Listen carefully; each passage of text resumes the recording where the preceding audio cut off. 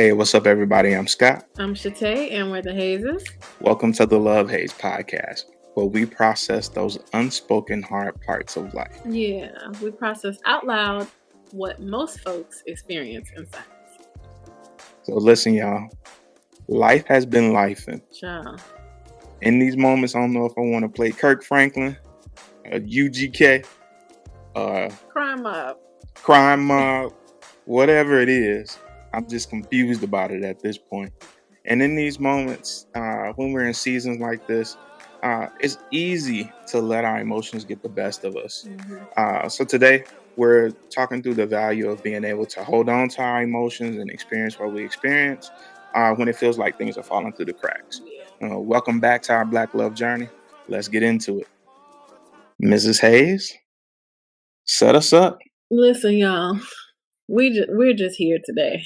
I want you to know that it's not a regular weekend day with the sunshine outside like we usually film. Mhm. It is late in the midnight hours, so it feels like we done worked a full day. Mhm. So not only are we just tired today, but my goodness, we are feeling stretched in this season of life. It's Yeah. like one thing after another. Our fertility journey, we've had some valleys lately, having car issues. We have, family we're still tending to. It's just, then work is just, trying to be present there. And then you try to be present for your relationship. Mhm. And then you haven't even gotten to yourself. What does your not even beyond self-care? Can I just get up and make it to like work out on this day? Can I just have 3 like not awfully unhealthy meals to eat today? Can I get like a decent amount of hours in the nighttime? And so life really feels like it's lifing. I will say that most folks that I talk to, most of our friends and family, it feels like a lot of folks are experiencing the same types of things. So I don't know if this is like hangover from the pandemic. I don't know. I'm not really sure what it is, but it feels like lots of people are in very transitional growth, just kind of tough seasons. And like you said, it really comes to how we show up in those seasons. I really like what you said once before. You telling me a story about your vets and how, like this one vet was really on the straight and narrow, was like really good in recovery and had found a place to stay, and then just when something didn't go his way, he just like showed his ass completely. And you gave him the feedback like you've really shown your true character in these moments. And so, we talk a lot about emotional regulation, especially like being in therapy. I have this book. I wanted to share it, but it's called EQ, The Color of EQ, that I just finished reading. And, we just talk a lot about emotional intelligence. So this is part of that, like regulating your emotions, self-management, self-awareness is such a huge part of emotional regulation. And it is, our first responsibility is to like manage ourselves, and then that dictates how we are able then to show up in relationships with other people. So let's talk a little bit about it since we are actively going through it. Absolutely. Can you tell us a little bit about emotional regulation, sir? So I'll just say that this topic is so personal for me right now. So I'm really I've had some struggles this week with I think managing my reaction to life happening to me. And what I'm finding for myself is that I think I'm a little bit slower with regulating my emotion. And even in me saying that I'm slower with it, I'm trying to find grace for myself to be able to regulate my emotions. So I'll start with just a textbook definition of emotion regulation. And it is the ability to exert control over one's own emotional state. It may involve behaviors such as rethinking a challenging situation to reduce anger or anxiety, hiding visible signs of sadness or fear, or focusing on reasons to feel happy or calm. And that's Psychology Today. Yeah, that's directly from Psychology Today. I think what I'm finding for me is that I had this expectation. I always kind of set myself up with these expectations that like being in therapy um, is the answer. And I'm supposed to be great at being able to manage these things as they happen because I'm supposed to be so healed and so whole. And what it is like, we keep having this conversation about how therapy gives you self awareness. And then your work is what you do with that self awareness. And what I'm becoming more aware of is that I really need some time to sit with things when they happen. Like I have this really beautiful plan laid out, as most of us do. And then life throws me a curveball and I need a moment to panic. And, I want to, even having a pattern of behavior where I beat myself up for not being disciplined enough, not having a perfect plan, not all of those things. I have that self awareness around that and still find a way to beat myself up about not being able to manage the emotion that's happening. And so, even the man to man groups that I do are about men being able to experience their emotions, but not only being able to experience their emotions, to not be people who just react to the emotion as it happens.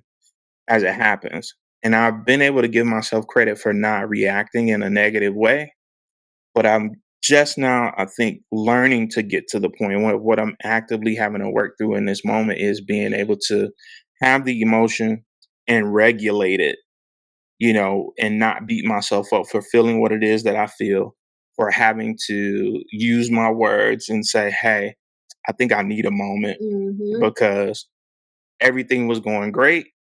And now this thing has happened. And now I'm right back in this space. I was telling God this week, like, bruh, I need, we just Oh did this. man. We just did this fertility thing.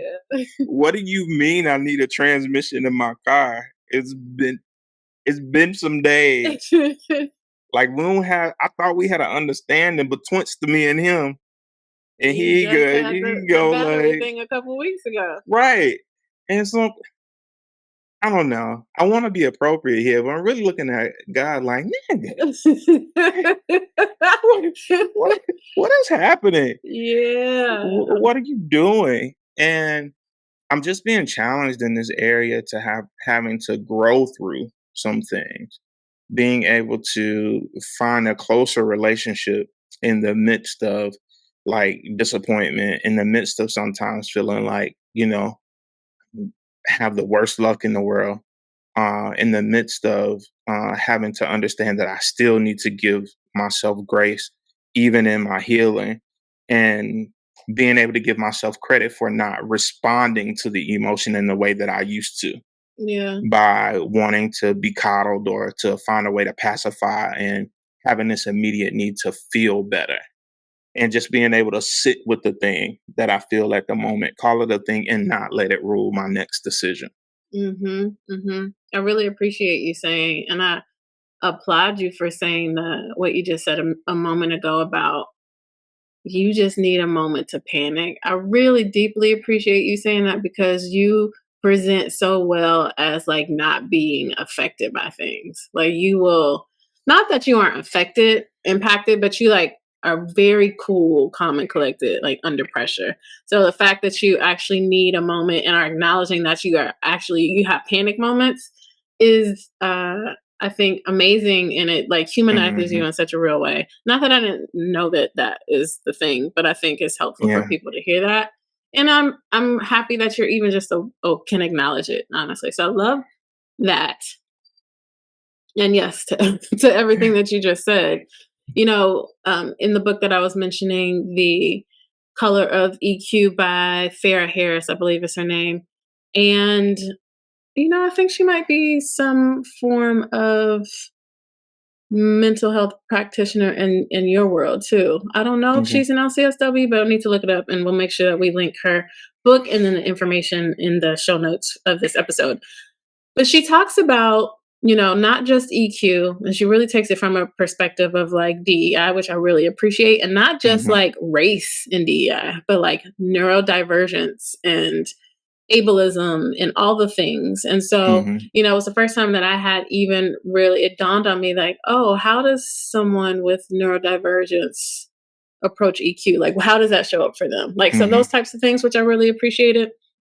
But it also talks about some barriers that keep us from having like high EQ, Yeah. and it talks about emotional regulation. And one of the things is like when you're tired, when you're just like not yourself in whatever way, that really like you are at a greater risk for just acting out of your emotions and just Yeah. reacting to use language that you used earlier instead of Mhm. responding. And so the whole key to having high EQ is like, are you able to respond when life is happening? Are you Yeah. able to respond in situations and not react to them? Yeah. And so what we're talking about today is like when you are just like weighed down by life, it is so much easier to just react, Yeah. because you don't even have the energy, I think, to do what's needed to craft responses. You're just like, Yeah. whatever happens, just happens. Yeah. And you're so smart. You used a whole bunch of words that people need definitions for, like What? neurodivergent.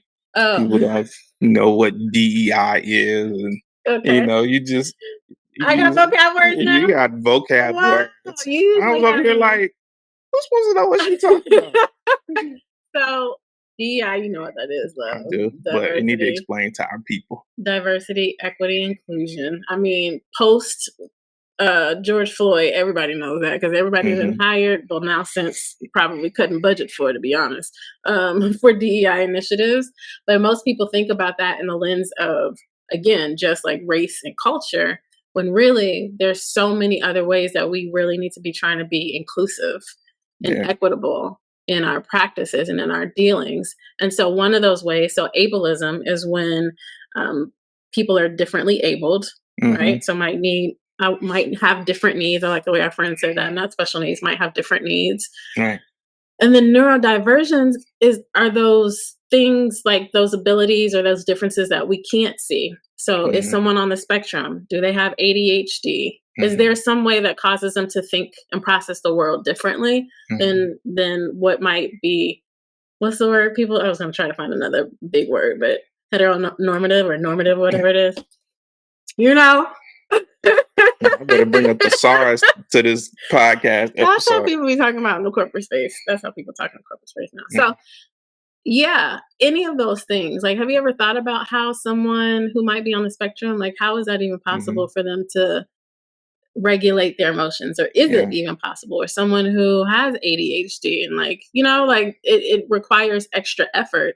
And Yeah. so here we are, if you just think about it, taking it from that lens, life is just life and like it does for everyone with us.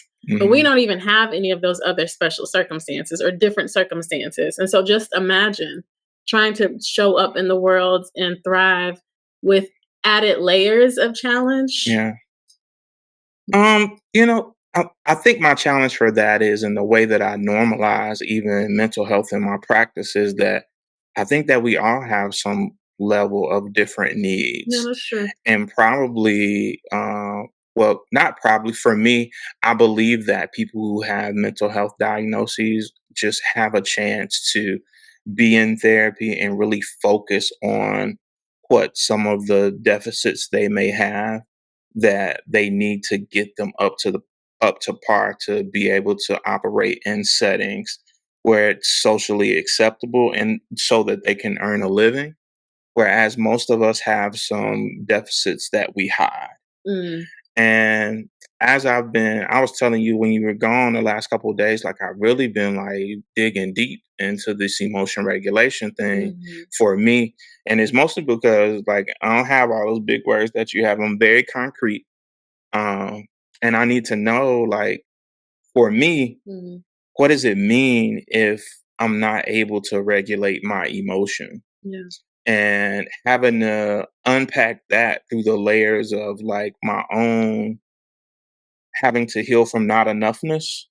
So when I beat myself up about again not handling this situation right or another thing happening to me, it can have the potential to lead me into not enoughness, which can shut me down totally and say that I don't want to deal with people at all. I don't want to deal with situations at all. I don't want to have faith again because I don't want to be disappointed. But even as I was thinking about it and just in my mind, like being concrete and needing more of an explanation, even when you think about what regulators do in engineering, what banking regulators do, what any type of regulator does for any type of system, it is not trying to change the thing, right? It is simply trying to regulate it so it's functional for its purpose. You know what I'm saying? So in engineering, um, they may be taking energy, channeling that energy, that pure energy, regulating it so it can be used in your electric car.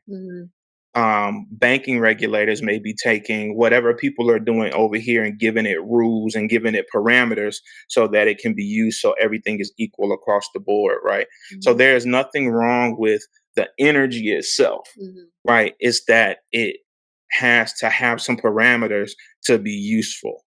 And so for me, the way that I was able to make that work for me and help my thinking, my stinking thinking about myself is that there is nothing wrong with my pure and raw and honest emotion, right? It just needs parameters so that it can be still be used for the purpose. Like my emotion is perfect, right? I feel what I feel. That is okay. I need to give it some parameters so that it does not control me and I'm able to exist in the space and be able to get my work done, to be able to love my family, to be able to do those things, even when life is happening to me. And so I just have to break things down to like an elementary level for myself. But that is the work that I'm trying to do around being able to regulate my emotions, to understand that there's nothing wrong with the emotions. And most of us shut down when we I'm showing too much. My slip showing. These people can see me. I'm gonna be in here crying. I'm gonna be in here, crushed. But it is being able to regulate whatever it is that you feel and not allow it to control your next decision. Child, that deserves a slow clap. Somebody pass this man the collection plate, please, sir. Yes, that was a beautiful way to Mm, break that down in terms of the I energy. need that for me. Listen, I needed it for me. The two things that came to mind when you were talking about it, both of which we've talked about in previous episodes, the bottom moments. And so you Hmm. can easily slip into like feeling like it's a bottom moment and then just Yeah. staying there, stinking thinking. And then speaking of that, the stories we tell ourselves. We'll Yes. link to those episodes as well, y'all.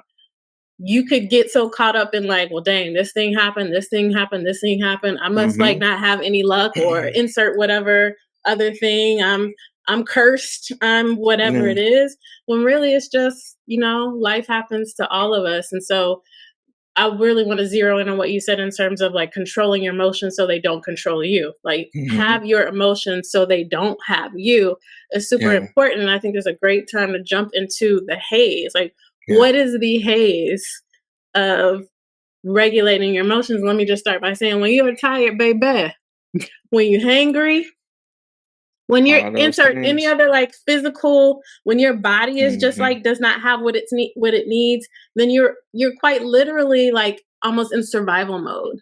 You know what I Yeah. mean? You know how we talk about like Hmm. we are in a privileged state because we have our needs met in such a way that we can worry about and think about therapy, but our Yeah. families Absolutely. didn't. Hmm. But when like stuff is just happening left and right every which way, Hmm. like you're kind of in a form of survival mode, and so you're not really thinking about like how you gonna feel if how's the other person gonna feel if I snap or if they ask, Hmm. like you're just not thinking about that. You're sort of on a like a an autopilot.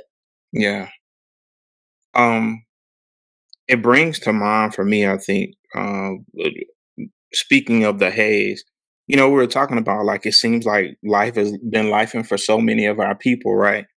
But I can't negate the fact that during the pandemic, so many people that we know started going to therapy. Hmm. So how many people are like we're seeing like the impact of them feeling the things that they've been going through No, yeah. and that part coming out. And that's why I will always and I'll continue to say that therapy is not the healing. Yeah. Right? Therapy is the self-awareness. It provides you the self-awareness so that you can do the work that you need to do to get to your healing. It helps to harness your healing some kind of way. Right. It'll Amplifiers. it'll help to give you what you need, to give you an option to do the Mhm. work to get to your healing. Mhm. Right. And as life is life, and I think so many of us have been able to do other things rather than deal with the thing. Mhm. And I think a lot of what we're seeing now is like that. Like I've been able to shrink back. We were just talking about one of our mutual friends the other day who, like, when life happens to him, he's shut down and we might not hear from him for 6 months. Mhm. You know, that's kind of his pattern. But those people who are like showing up, meeting life where it is and like feeling what they feel, is difficult, right? And you really have to know how to process that thing. And one of the things that I wanted to share from Psychology Today in the article about emotion regulation, learning how to control our emotions, it was talking about practicing habits like mindful acceptance of your emotions, Mm. shifting attention away from the source of negative emotions, and reframing emotional situations, such as thinking about a setback or a mistake as an opportunity to learn. And for me, in my practice, is like teaching people how to find a silver lining in Mhm. things that are happening. Like things are happening for a reason. Those are things that can be helpful, but it's also a haze because mindfulness in itself is a haze. Mindfulness is just like being present to the thing that's happening. And like my entire life I've spent like with escapism. Like when something Mm. bad happens to me, I want to get the hell away from that thing as Mhm. fast as I can. Mhm. Mhm. Being mindful is asking me to be present to it, sit in it, experience what I experience, and then deal with it in a healthy way. Can I say something about mindfulness Hmm. that people don't? And maybe we need to have a whole conversation about mindfulness. Y'all, when you're trying to be present in the moment, so I've been Hmm. actively trying to do more of that. It's exhausting It sucks because balls. but let me tell you why it's exhausting. So if I'm trying to just be here right now, and I guess it's because we've gotten so used to multitasking, in this moment where I'm trying to be in this conversation, or if I'm trying to be only in my work meetings, or Hmm. only be with my friends, or only be with my family, I'm getting 50, 11 other text messages, pings, emails, other phone calls, all the other things that are trying to vie for your attention. And then they build up. And then after I'm done being present in this moment, I gotta go deal with like a backlog of Hmm. Of all of other these, things. all of these messages and things. And that's draining. I got tired thinking about it. Yeah. On the flip side of it, though, is like the way that I would get overwhelmed by, and I would think of it. This goes back to me being concrete, y'all. I'm sorry. This, this is me having 50 tabs open on my computer and not Same. resolving any of those. Same. Yeah. And the flip side of that, dealing with one task at a time and being mindful, is having those 50 11 tabs open and not closing out any of the tasks. Mhm. You know, and then that's a different level of overwhelm for me. So if I gotta pick my poison, then I need to have success in something and give myself the grace to come back and close out the other things as I can. But I need to have like small wins for me. I don't Mhm. want to look at them 50 11 tabs and ain't none of that stuff closed out. Ain't done Yeah. none of it. Yeah. And so, you know, it is exhausting to be mindful. But also it should require you exerting some energy. And, you know, it also, as you practice mindfulness, it becomes a little bit easier. You give yourself a little bit more permission to leave some things unattended to because you need to be um, excellent at these few things and Mm. close out what you can and come back to the rest the next time rather than stressing ourselves the hell out. Yeah, I don't wanna get too far on the tangent of mindfulness, but it Mm, really is like we've probably just gotten so good with multitasking, and really mhm, multitasking. You've heard that stat where they say like multitasking is like trying to like drive drunk or something, something mhm. to that effect. But really, we've gotten credit for being half present in a lot of different places, or not even, Absolutely. or like fractionally present in a lot of different places. Mhm. And now trying to give your full attention to one place, to one space, is like a different type of like energy exertion. So like you know? Can I tell you how this showing up for me at work? Mm. So recently, we went back to doing in-person treatment team meetings with our veterans. So 3 days out of the week, we do treatment team meetings with our veterans. So they're in the program with us. Most of them are there for 90 days.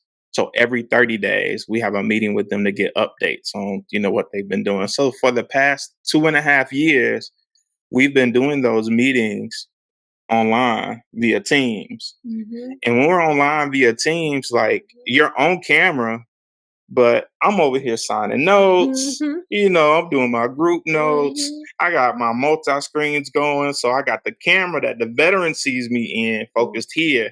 I got this screen over here that I'm actually looking at, uh, typing notes, doing my individual notes, doing referrals. I'm shooting out emails that need to go. Just We go productive to the mother. I'm just talking about I'm getting it done, son. So when 4:30 hits, out the door. Mm-hmm. We go back in person, and 3 o'clock I gotta be in these people's room. There's no computer there. And I have to sit there and listen to everybody who has to present that day. All the veterans have to present. I gotta listen to everybody's feedback. We've got doctors, social workers, psychiatrists, pharmacists, vocal rehab, rec therapy, and everybody's giving this veteran feedback with it. And I'm in here like, do I have to? How long I gotta be here? do y'all know how much work I gotta do? And really, they're asking me like to be present for that. And the veteran deserves that. But we're so out of practice with having to be mindful. I think the pandemic just created like these monsters where we've been able to get so much done at the same time and just not having to sit still. And I think that also has contributed to like me not wanting to be present to the thing that I'm feeling. Like we've had to, the grace that I give to other people and to myself, like we've had to go all this time and figure out how to work, how to live in the midst of a pandemic, in the midst of like our people passing away, grief, grieving the loss of our regular routine lives, increases in housing and cars and everything. And we've had to keep going. And so I think that we are all figuring out how to give ourselves permission to feel what we feel. Some of us are still stuffing that stuff away and just I don't know that we know how to do it. And I think that for me, this episode is really learning about how to feel what I feel, regulate it, and still make good decisions, and not be mean as hell to myself, which is easy for me to do. Same. The things that you mentioned, you said mindfulness and a couple of other things. You said those can be hazes, but to me, those feel like ways to navigate the emotional regulation space. I'll say the number one thing, or the number one thing I think I've learned in practice, and then some things that I remember from the book that I'm talking about. We'll have to have the author on and maybe talk a little bit more about EQ from this lens. But one is pause. So like literally just stopping, taking the time out, a break. I notice that when I'm getting really tired, I don't talk as much anymore. I start to withdraw a little bit because I know I'm probably more prone to snap or whatever, and I don't want to show it that way. So I just kind of like withdraw a little bit because I just don't have the energy really to, respond in a thoughtful way. So pausing is one. I think in general, it's when it comes to the thinking part, the mindset part, it could be helpful to pause, assess the facts of the situation, like the actual legitimate, like what are the facts of the situation? What are the receipts? So if I'm telling myself a story of like, I'm cursed, I'm doomed, da, da, da, da, da. So maybe that looks like counting your blessings instead. Well, actually the facts are, I got a promotion and I have a house that I love and a partnership right? So naming those and finding a way to reframe the limiting thought.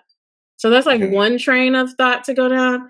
The other one is, or a couple of other ones in the book, she mentions like just being able to take care of yourself. So how can you get out of survival mode and back into like optimal or thrivership, as you say? So what does that look like? Is that like pausing for a second? Isn't that like removing yourself from the environment, the situation? Is it like getting a massage? Is it working out? Is it eating better? Is it all of those things to make you feel in your best like self kind of spaces so that you can then have the reins on your emotions and not the other way around?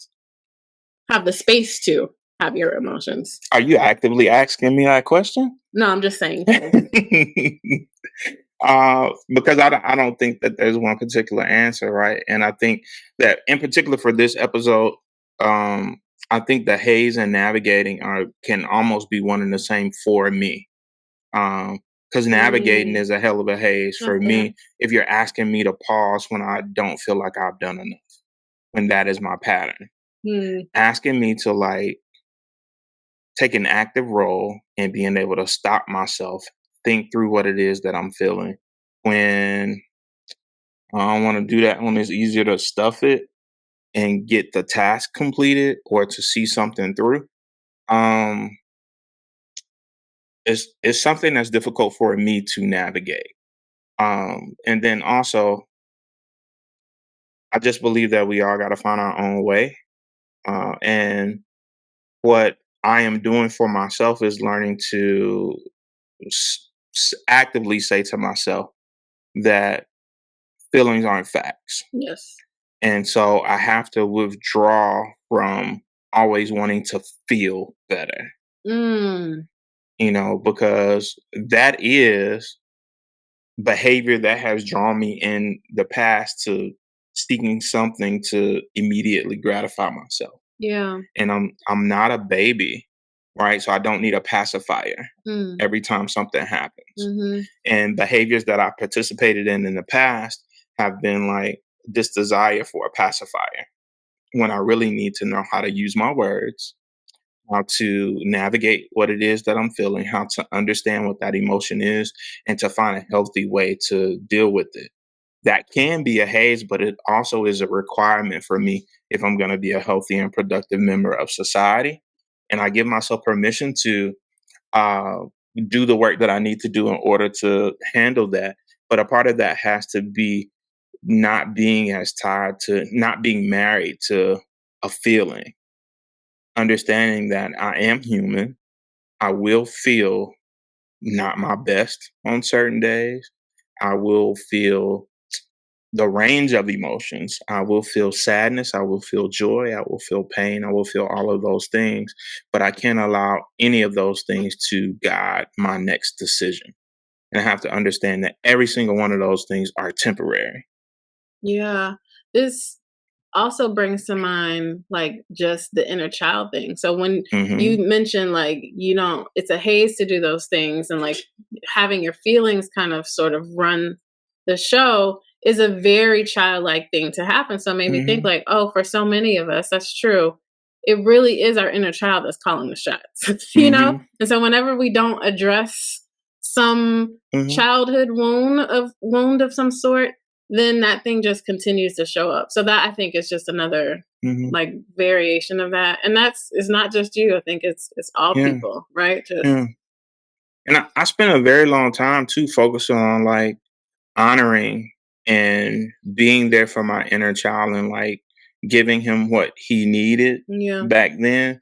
But there's some portion of me now in where I am in my therapeutic journey and in maturing that is also learning to have to tell little Scotty that there are limits Mhm. too, right? And it Mhm. can't be that we're going to give you every single thing that little Yeah. Scotty didn't get, right? Yeah. Because little Scotty also needed some of those limits that little Scotty got and some of them that I didn't have.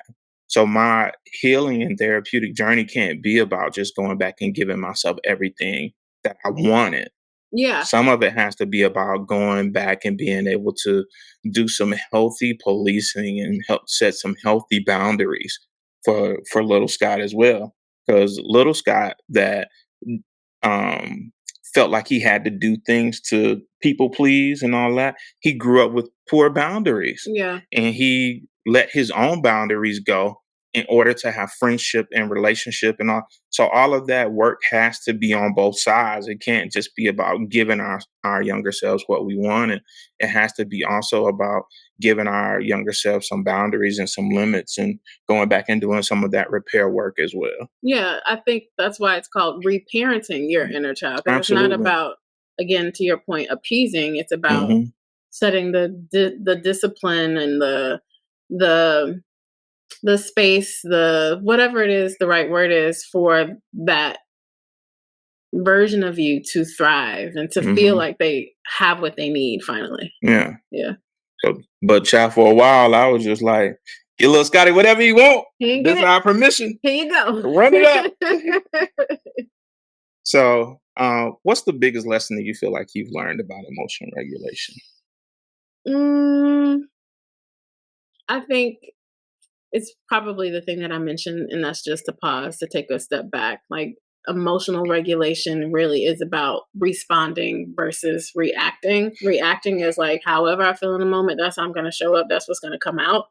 And so Hmm. often that can be so disastrous for like your relationships. Imagine the health of our relationship if every time we had a disagreement, we both just like responded out of anger or Yeah. just said the first thing that came out of our mouths, Hmm. or tore each other up, like just reacting in that way. Because even though you can apologize, you can't take that stuff back. Like, people can forgive, but you don't easily forget. And so it's really pause, and then like, what is the response? And in that, I mean, okay, that looks like for me, okay, I need a minute. I need to think about how I feel. Yeah. I need to think about why I'm feeling this way. And then what do I need? Do I need to tell the other person something? Do I need them to like do something for me? Like, what is it that I actually need in this relationship, and then, or in this situation, and how can I communicate that? And quite honestly, somebody like me I get energized by being by myself. A lot of times it's just like, I need some time to be on the couch in my robe, not talking to anybody. And Hmm. that's literally all I need, and I'm Hmm. better. But other times it's like, after I've paused, if I need something specific, then figuring out how to communicate that so I will have responded and not just reacted. Yeah. What about you? Uh, it is for me. I think um, learning that emotions in and of themselves aren't bad. Mhm. That um, I want to be able to emote, to feel what I feel without being emotional, Mm. without being a person who um, just reacts out of emotion or chooses something out of emotion, that makes a person that makes a permanent decision based on a temporary emotion. Yeah. And so the biggest lesson that I've learned is that you lose a hell of a lot when you make permanent decisions based on temporary emotions, Mhm. when you are not good at regulating your emotions. Mm. And I think the biggest lesson that I've learned, even in this past week, about um, just the whole idea of emotion regulation, is that there's nothing wrong with me how I am. Not at all. I'm not overly emotional. I'm not overly sensitive. In my purest, rawest form, I am enough, Mhm. but I have to work on my regulator. Yeah. Right. Oh, regulator. You know what? I can't. We're gonna add that to Ooh, this. we coming to music for the moment, and you about to add another Let me tell y'all song. how lyrics and songs just drop into my spirit. So we're gonna let that come on through. We pray to be a vessel. So when something trying to come through, you gotta let it come through now. But no, what I wanna say is This close to a diagnosis, I promise. You this close to one. what is it, loose associations? See, I I ain't say remember. it. I, I didn't say it. I remember your lesson.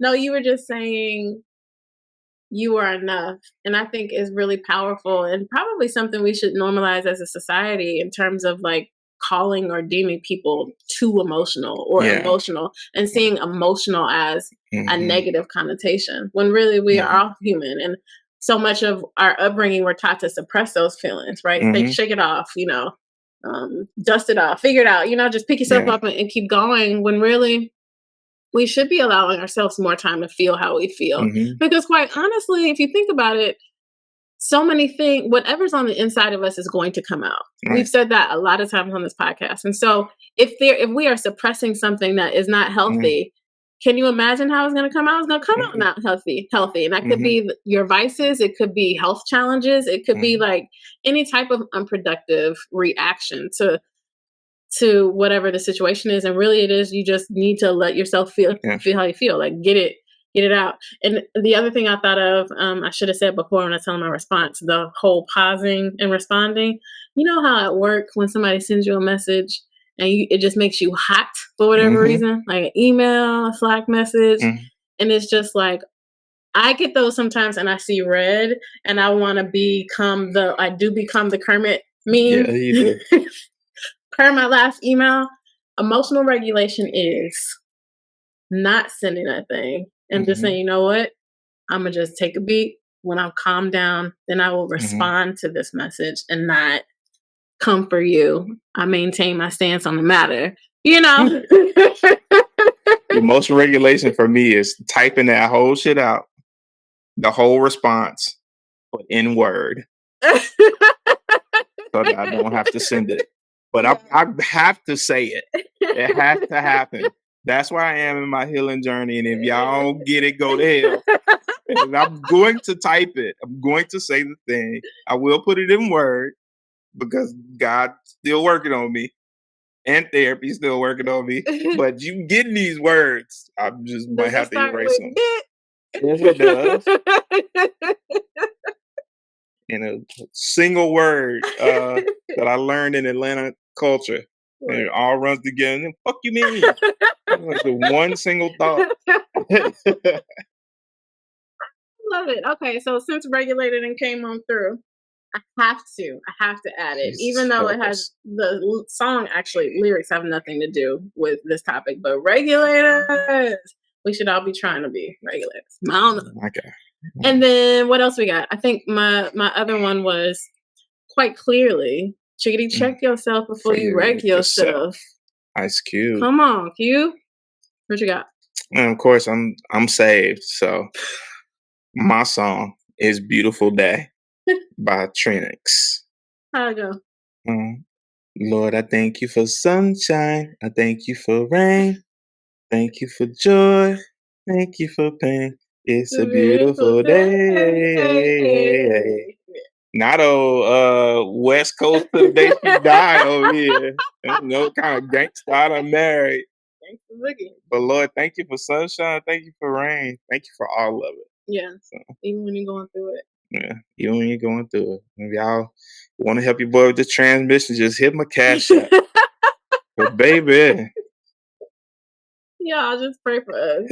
Because I still have so much to do after this and an early start tomorrow. But we out here. And speaking of being out here, if you made it to the end of this conversation, thank you so much for rocking with us. We appreciate everybody who shouts us out on Instagram. And I've seen a couple of shout outs on Spotify and people saying how much they've liked the episodes. Like, keep it coming. We really appreciate the feedback. It helps us know like we're on the right track. And let us know what you think about this here background we trying out. I want to not mention, like, clearly you don't see our living room in our background today. So what are your thoughts on that? We trying to upgrade our situationship, and it just works out that we're squeezing this in the nighttime. But I don't know who's getting ready to take all this shit down. We legit have a whole podcast studio in our kitchen. It's fine. It's all fine. But let us know. Keep the feedback coming. We really appreciate it. And we'd also love for you to share it with your friends and family. We invite you to like, follow, subscribe, rate, do all the things, engage with us, and then let us know what you want us to unpack. We got a couple of DMs before about different topics, and we invite you to keep them coming. Yeah. And like we always say, and as evidenced by the way our life is right now, life is gonna life. It will always present you with a haze, clearly. And we have everything that we need within us to navigate through it. And you're not alone. Join us next time. We're going to take this journey together, y'all. Yeah. All right? I'm unplugging this shit. Wrapping up the DJ cord. Yeah, I ain't got to go home. We got to get the hell out of here. All right. Peace.